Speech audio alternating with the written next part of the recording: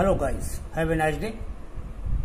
I section compression member by limit state method as per IS 800 2007 ये है आज का टॉपिक। इसका एक अगला एग्जाम्पल ले रहा हूं जिसमें आई सेक्शन सिंगल प्रयोग किया गया है, single I section.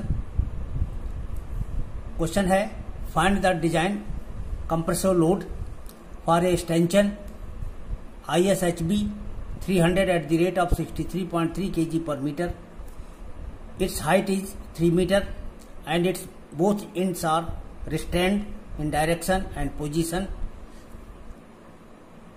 It is uncased column. Steel grade is E250. तो सॉल्यूशन स्टार्ट करते हैं। सबसे पहले जो क्वेश्चन में एक्सटेंशन दिया हुआ है इसकी प्रॉपर्टी स्टील टेबल से देख करके हम नोट कर लेते हैं। तो इस सेक्शन का, इस आई सेक्शन का सबसे पहले एरिया नोट करते हैं। ये 80-25 mm स्क्वायर है। इसकी हाइट 300 मिलीमीटर है। फ्लैंज की चौड़ाई 250 मिलीमीटर है। थिकनेस ऑफ फ्लैंज 10.6 mm है और थिकनेस ऑफ वेब ये हमारी 9.4 mm है। RZZ इसका 127 mm है और RYY 52.9 mm है। ये इसकी प्रॉपर्टीज हैं। अब इसके बाद हम सबसे पहले इस सिंगल आई सेक्शन को इसके बकलिंग क्लास के लिए चेक करेंगे कि ये इसमें कौन सा बकलिंग क्लास एप्लीकेबल है। तो जब सिंगल आई सेक्शन प्रयोग किया जा रहा हो तो हम कोड में तालिका के अनुसार सबसे पहले ये देखते हैं कि इसकी हाइट और फ्लैंज की चौड़ाई का जो रेशियो है ये कितना है। तो इस क्वेश्चन में आई गर्डर की हाइट जो है ये 300 mm दी हुई है और फ्लैंज की चौड़ाई 250 दी हुई है। ये हमने रेशियो निकाला इसका, ये 1.2 आया और कोड इसको हमने कंपेयर किया जब तालिका के अकॉर्डिंग, तो इसमें इसकी वैल्यू 1.2 से कम या अथवा बराबर की सीमा के अंतर्गत ये केस आ रहा है। क्योंकि ये वैल्यू हमारी ठीक 1.2 आ गई, ये 1.2 से कम नहीं है लेकिन उसके बराबर है, तो ये इसी कंडीशन को पूरा कर रहा है, यानी बराबर हो अथवा कम हो, ये दोनों इसी शर्त के अंतर्गत आते हैं। और इसके साथ साथ इसकी थिकनेस ऑफ फ्लैंज जो कि क्वेश्चन में यहाँ डाटा जो हमने नोट किए हैं वहां से हमको पता है ये 10.6 mm है। इसका मान 100 mm से कम है। तो जो तालिका है कोड की, ये देखिए टेबल 11,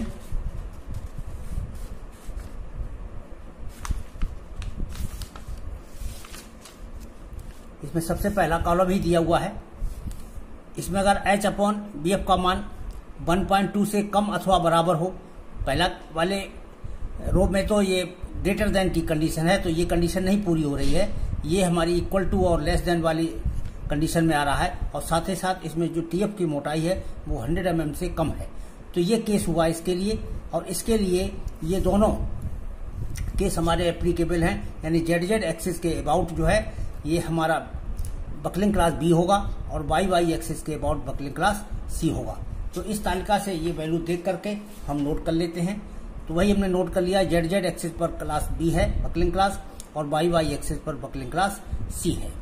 इतना नोट कर लेने के बाद since column is weak about YY axis, अब इसमें यहाँ पर देखिए रेडियस ऑफ जायरेशन हमारा RYY 52.9 है और यहाँ RZZ की वैल्यू 127 है। इसका मतलब रेडियस ऑफ जायरेशन की वैल्यू Y एक्स के अबाउट कम है, तो यानी इसी सेक्शन पर ये वीक हुआ। इसका मोमेंट ऑफ इनर्शिया भी इस सेक्शन पर कम होगा। तो ये YY एक्सिस के अबाउट कम है, अर्थात RYY is less than RZZ, hence it will buckle about YY axis. इसलिए ये YY एक्सिस के अबाउट ही बकल करेगा और इसके लिए जो है बकलिंग क्लास Y एक्सिस के अबाउट बकल करेगा। तो चूंकि Y एक्सिस के अबाउट बकल कर रहा है इसलिए बकलिंग क्लास C का ही हम प्रयोग करेंगे। अगर ये ZZ एक्सिस के अबाउट बकल कर रहा होता तब हम बकलिंग क्लास B का प्रयोग करते। चूंकि ये Y एक्सिस पर के अबाउट बकल कर रहा है इसलिए C बकलिंग क्लास का हम प्रयोग करेंगे, यानी जो भी वैल्यू देखेंगे वो इसी क्लास के लिए देखेंगे।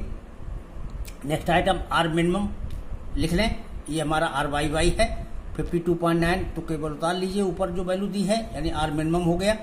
मैक्सिमम सिलेंडरनेस रेशियो, इसके बाद हम निकाल लेते हैं ये लैम्डा मैक्सिमम। लैम्डा मैक्सिमम की value effective length upon r minimum के बराबर होती है। अब इफेक्टिव लेंथ इस केस में कितनी ली जाएगी, इसके लिए हम एक अपनी कंडीशंस को फिर से एक बार देख लेते हैं कि कंडीशन क्वेश्चन में क्या दी हुई है। It's both ends are restrained in direction and position, इसके दोनों सिरे दिशा और स्थिति दोनों में स्थिर हैं। Restrained in direction and position, both and, इसका मतलब बोथ एंड फिक्स हैं। तो बोथ एंड फिक्स के लिए जो तालिका में प्रभावी लंबाई की वैल्यू दी है वो 0.65 L के बराबर दी हुई है। तो 0.65 L हमने यहाँ के L की वैल्यू रख ली, ये आर मिनिमम का मान रख लिया 52.9, ये हमारा लैम्डा मैक्सिमम का मान आ गया 36.86।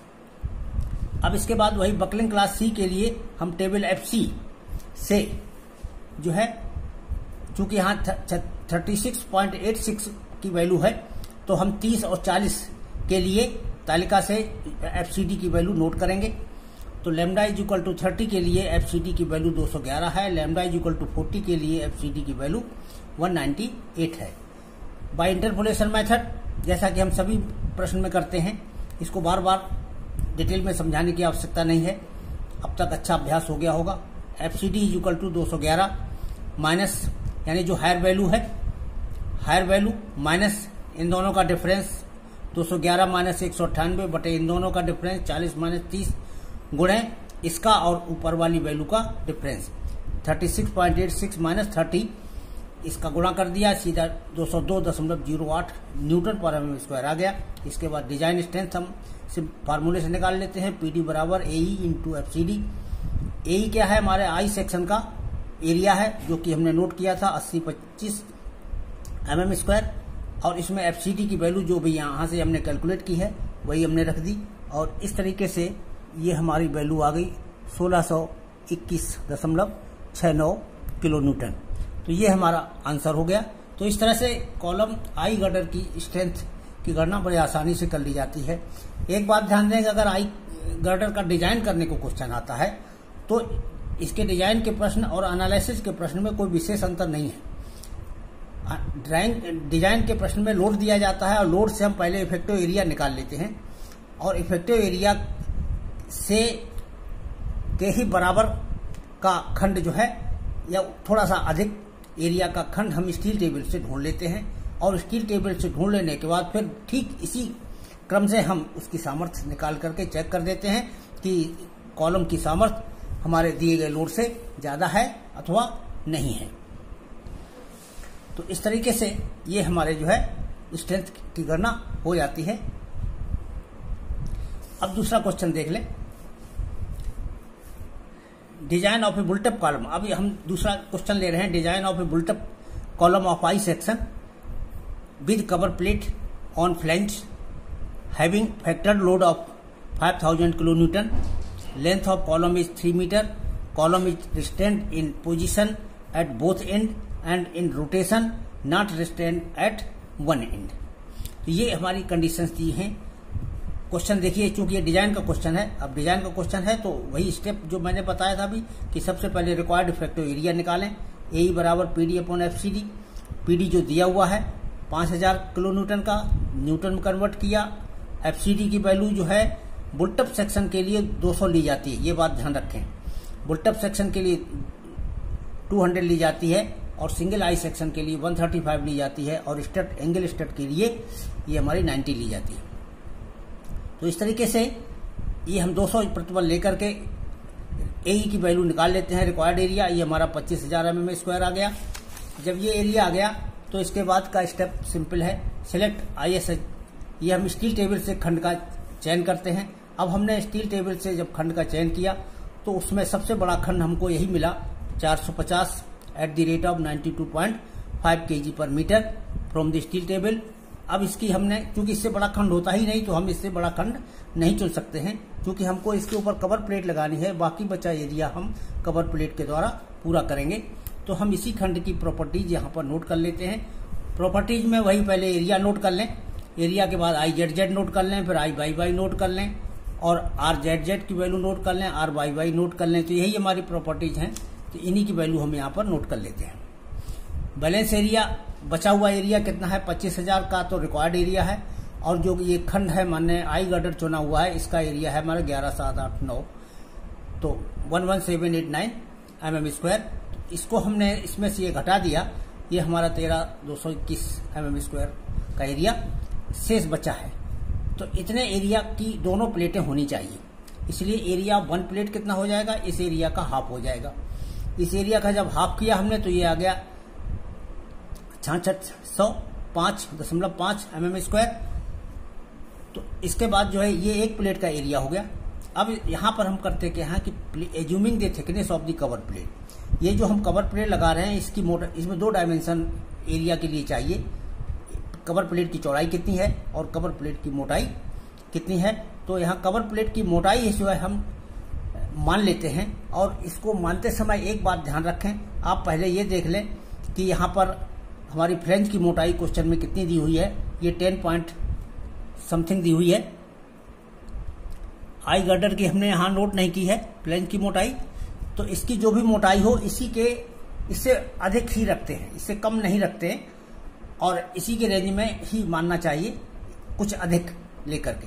तो हमने इसकी मोटाई है 20 mm मान ली है। तो कवर प्लेट की मोटाई 20 हमने मान ली, तो चौड़ाई की गणना हम खुद कर लेंगे।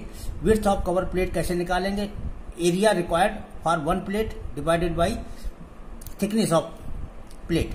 तो थिकनेस 20 मान ली है, तो चौड़ाई कितनी बची 330.275 mm बच गई। तो यानी इतनी चौड़ी प्लेट होनी चाहिए।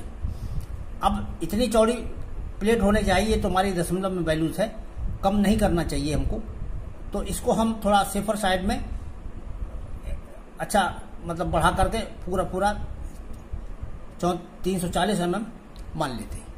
अब देखिए यहाँ थोड़ा सा बड़ा awkward लग रहा है कि 330.275 mm की जगह हमने सीधे 340 मान लिया। अरे 331 mm भी हो सकता था, लेकिन इसको एक्चुअली प्रैक्टिकली आप देखें, ये जो कवर प्लेट की मोटाई चौड़ाई जो है आप यहाँ ज्ञात कर रहे हैं, यहाँ पर कितनी ये है 33 सेंटीमीटर की है, और 33 सेंटीमीटर को आपने केवल 34 सेंटीमीटर ही माना है, कोई बहुत ज्यादा नहीं मान लिया। ये चूंकि mm में डायमेंशन है इसलिए ऐसा लग रहा है कि हमने बहुत ज्यादा मान लिया है। तो ये 34 mm की जो है चौड़ाई तुम्हारी 34 सेंटीमीटर की चौड़ाई हो गई, यानी 340 mm। तो ये चौड़ाई हमने डिसाइड कर दी कि ये हम लेते हैं 340 की, मोटाई लेते हैं 20 की। तो प्लेट का साइज आपने डिसाइड कर लिया। अब प्लेट का साइज डिसाइड कर लिया, आई सेक्शन आपने स्टील टेबल से चुन लिया। स्टील टेबल से चुन लेने के बाद अब हम क्या करते हैं, हमने एक फिगर रफ बना लिया, ये आई सेक्शन बना लिया, ऊपर कवर प्लेट बना ली, इनके डायमेंशन यहाँ पर दर्शा लिए। डायमेंशन दर्शाने के बाद हम देखते हैं कि इसका जो एक्स एक्स जेड जेड अक्ष है वो हमारा ये होगा, और वाई वाई अक्ष ये होगा। ये कंपोजिट सेक्शन का होगा वाई वाई अक्ष, और ये कंपोजिट सेक्शन का जेड जेड। चूंकि ये हमारा सिमेट्रिक सेक्शन है, दोनों अक्षों पर जो है इसका गुरुत्व केंद्र यहीं से जाएगा, इसलिए इसका सेंटर ऑफ ग्रेविटी अलग से निकालने की आवश्यकता नहीं। तो यहाँ पर जो है आई जेड जेड की वैल्यू जो है, पहले हम जेड जेड एक्सिस के अबाउट पूरे सेक्शन का मोमेंट ऑफ इनर्शिया ज्ञात करेंगे। तो पहले तो आई सेक्शन का मोमेंट ऑफ इनर्शिया लिख लो, आई जेड जेड ये एक खंड का है, प्लस एक कवर प्लेट का मोमेंट ऑफ इनर्शिया इस जेड जेड एक्सिस के अबाउट लिख लो। तो इस जेड जेड एक्सिस के अबाउट जब एक कवर प्लेट का मोमेंट ऑफ इनर्शिया हम लिखेंगे तो इसका तरीका होता है, इसकी अपनी अक्ष के अबाउट मोमेंट ऑफ इनर्शिया वो तो BD³/12 के बराबर हो जाएगा। तो B इसमें है हमारा 340 और D हो जाएगा 20। 340 × 20 का क्यूब/12 ये तो अपनी अक्ष पर मोमेंट ऑफ इनर्शिया हो गया, प्लस इसका एरिया 340 × 20, एरिया गुणे इसके गुरुत्व केंद्र की यहां से दूरी का वर्ग, the square of this distance, इसकी centroidal distance from the plate to this point. तो यहां से इसकी सेंट्रोइडल डिस्टेंस कितनी हो गई, ये हमारी गर्डर की हाइट 450 mm की दी गई है, तो इसकी हाफ हाइट कितनी हो गई 450/2 लिख लिया, प्लस ये कवर प्लेट की मोटाई हमारी 20 mm है, तो इसके मिडिल तक कितनी दूरी हो गई, इसकी हाफ हो गई, तो 20/2। तो 450/2 और 20/2 इस तरह से जोड़ करके ये जो संख्या आई इसका होल स्क्वायर कर दिया, तो ये हमारा मोमेंट ऑफ इनर्शिया इसका ज्ञात हो गया। बस इसको हमने आई जेड की वैल्यू सब्स्टिट्यूट कर ली और सब्स्टिट्यूट करके फिर हमने इसको सॉल्व कर लिया। तो ये हमारी वैल्यू आ गई 115,501 इंटू 10⁴ mm⁴। अब इसके बाद हम वाई एक्सिस पर इसका मोमेंट ऑफ इनर्शिया कैलकुलेट करेंगे। तो वाई एक्सिस पर देखिए, ये वाई एक्स हमारी प्लेट के भी सेंटर से जा रही है और इसके भी सेंटर से जा रही है, इसलिए इसमें पैरेलल एक्सिस थ्योरम की जरूरत नहीं पड़ रही है। यहाँ देखिए, पहले तो गर्डर का लिख लीजिए, आई सेक्शन का लिख लीजिए, वाई एक्स पर मोमेंट ऑफ इनर्शिया, वो तो आई वाई हो जाएगा, प्लस ये एक प्लेट का पहले moment of inertia y x पर निकालेंगे। तो जो वाई एक्स के अबाउट मोमेंट ऑफ इनर्शिया निकालेंगे तो इस भुजा का पावर 1 होगी और इस भुजा की पावर 3 हो जाएगी। तो ये हो जाएगा T into b cube by 12 हो जाएगा और गुणा 2 कर देंगे तो ये 2 प्लेटों के लिए 2 गुना हो गया। ऐसे ऊपर भी 2 का गुणा किया गया था, वो पहले 1 का निकाला था, फिर 2 का गुणा करके दोनों प्लेटों के लिए हो गया। अब इसमें टी बी का मान रख दिए, टी का मान 20 हो गया, बी का मान 340 है। हमने आई बाई वाई का मान सॉल्व कर लिया। इसके तुरंत बाद हमने इन दोनों को कंपेयर किया कि आई मिनिमम कौन सा है। दोनों को कंपेयर करने पर हमें पता चला कि आई मिनिमम हमारा आई बाई वाई है। तो आई बाई वाई की वैल्यू हमने यहाँ पर नोट कर ली। आई बाई वाई जब हमने नोट कर लिया तो आर मिनिमम हम कंपोजिट सेक्शन का यहाँ कैलकुलेट करके निकालेंगे। ये आई अपॉन ए के बराबर अंडर आई अपॉन ए के फार्मूले से रेडियस ऑफ जायरेशन ज्ञात की जाती है। तो इसमें आई मिनिमम आर मिनिमम ज्ञात करना है, इसलिए आई मिनिमम ऊपर रखेंगे और एरिया हम ये कंपोजिट सेक्शन का रखेंगे। वैल्यू हमने इसको रख दिया। आई मिनिमम की वैल्यू जो यहाँ पर निकली है आई वाई वाई, वो हमने उतार ली। और एरिया कौन सा है, एरिया में देखो गर्डर का एरिया प्लस दोनों प्लेटों का एरिया। तो गर्डर का एरिया तो ये है 11,789 और प्लस 2 इंटू 340 इंटू 20, यानी ये दोनों कवर प्लेटों का एरिया है। 340 गुणे 20 एक प्लेट का हो गया, गुणा 2 कर दिया तो दोनों प्लेटों का हो गया। टोटल एरिया जोड़ दिया तो ये हमारा टोटल कंपोजिट सेक्शन का एरिया यहाँ नीचे आ गया। बस इसको सॉल्व कर लिया, ये हमारा 79.75 आ गया। ये हमारा 79.75 आ गया। अब इसके बाद जो है इफेक्टिव लेंथ हम इसके बाद ज्ञात कर लेते हैं। इफेक्टिव लेंथ के जो क्वेश्चन में कंडीशन दी गई है वो इस तरह की कंडीशन है कि एक सिरा इसका फिक्स है और दूसरा सिरा कब्जेदार है। एक हिंज है और एक फिक्स है। तो इसके लिए इफेक्टिव लेंथ की जो वैल्यू होती है वो 0.8 L के बराबर होती है। तो यहाँ पर 0.8 इंटू L रख लिया। L हमारा 3 मीटर दिया था, तो 3000 मिलीमीटर लिख लिया, यहाँ पर 0.8 लिख लिया। तो ये हमारा 2400 मिलीमीटर की इफेक्टिव लेंथ आ गई। इसके बाद मैक्सिमम सिलेंडरनेस रेशियो की वैल्यू हम निकाल लेते हैं। Lambda maximum effective length upon r minimum के फार्मूले से इफेक्टिव लेंथ ये हम कैलकुलेट कर लिए हैं 240, ये 2400 mm है और ये 79.75 है। भाग लगाया, ये 30.09, ये हमारी वैल्यू आ गई लैम्डा मैक्सिमम की। अब ये 30.09 वैल्यू हमारी 30 और 40 के बीच में स्थित है, इसलिए बकलिंग क्लास सी के लिए हम जो एफसीटी की वैल्यू है वो लैम्डा इक्वल टू 30 पर नोट करेंगे, 211 है। लैम्डा इक्वल टू 40 पर नोट करेंगे, वो 198 है। और हमको निकालना किस पर है, लैम्डा इक्वल टू 30.09 पर निकालना है। क्योंकि ये वैल्यू बहुत ज्यादा 30 के नजदीक है, इसलिए हम अप्रोक्सीमेटली 30 वाली वैल्यू ही डायरेक्ट सब्स्टिट्यूट कर सकते हैं विदाउट एनी कैलकुलेशन। फिर भी हम इंटरपोलेशन मेथड से इसको निकाल के बताते हैं।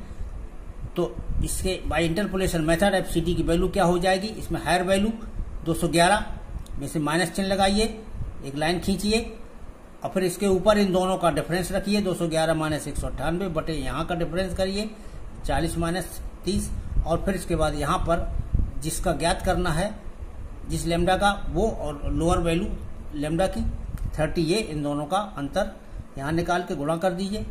सॉल्व करने से हमारा 210.88 न्यूटन पर mm स्क्वायर आ गया। तो ये देखिए 30 वाली वैल्यू कितनी दी गई थी, 211 दी गई थी, और हमारा प्रतिबल आया है 210.88। ये लगभग 211 के ही लगभग बराबर है। फिर भी हमने ज्ञात किया है तो हम इसी वैल्यू को नोट करेंगे। इसके बाद बस डिजाइन लोड की हम गणना कर लेंगे। डिजाइन लोड PD बराबर AC इंटू FCD। एरिया कौन सा रखेंगे, वही कंपोजिट सेक्शन का पूरा पूरा एरिया रखेंगे। ये गर्डर का एरिया है 11,789 प्लस 2 गुणे 340 गुणे 20, ब्रैकेट बंद किया, ये कंपोजिट एरिया हमने यहाँ रखा था क्योंकि यहाँ अलग से कैलकुलेट नहीं किया था, तो यही वैल्यू यहाँ पर हमने उतार ली और गुणा ये प्रतिबल जो आया है 210.88, इसको मल्टीप्लाई किया, इतना न्यूटन आ गया, इसको किलो न्यूटन में कन्वर्ट किया, ये हमारा 5354 आ गया किलो न्यूटन। इसकी वैल्यू 5000 किलो न्यूटन से ज्यादा है, ये 5354 है और ये 5000 किलो न्यूटन है, तो ये वैल्यू इससे ज्यादा है, इसलिए हमारा खंड डिजाइन में सुरक्षित हो गया। तो ये दर्शाना कि ये सुरक्षित है कि नहीं है, ये भी आवश्यक होता है। तो ये इस तरह के क्वेश्चन होते हैं कॉलम के, इसमें कोई विशेष ज्यादा वेरिएशन नहीं है, सिंपल एक है इफेक्टिव एरिया ज्ञात कर लीजिए। इफेक्टिव एरिया ज्ञात कर लेने के बाद हम दोनों के आई सेक्शन जड़त्व आप मोमेंट ऑफ इनर्शिया ज्ञात कर लें, और मोमेंट ऑफ इनर्शिया में देख लें आई मिनिमम कौन सा है, फिर आर मिनिमम ज्ञात कर लें, प्रभावी लंबाई ज्ञात कर लें, फिर मैक्सिमम तन्यता अनुपात ज्ञात कर लें, फिर तालिका से एफसीडी की वैल्यू इंटरपोलेशन मेथड से ज्ञात कर लें, और फिर स्ट्रेंथ का फार्मूला लें। हर क्वेश्चन में यही स्टेप इसी क्रम में फॉलो किए जाते हैं। तो ये हमारा कंप्रेशन मेंबर का चैप्टर यहाँ पर कंप्लीट होता है। अब अगले वीडियो जो है दूसरे चैप्टर से होंगे, तो इसको मैं यहीं बंद करता हूँ। Thank you for next video.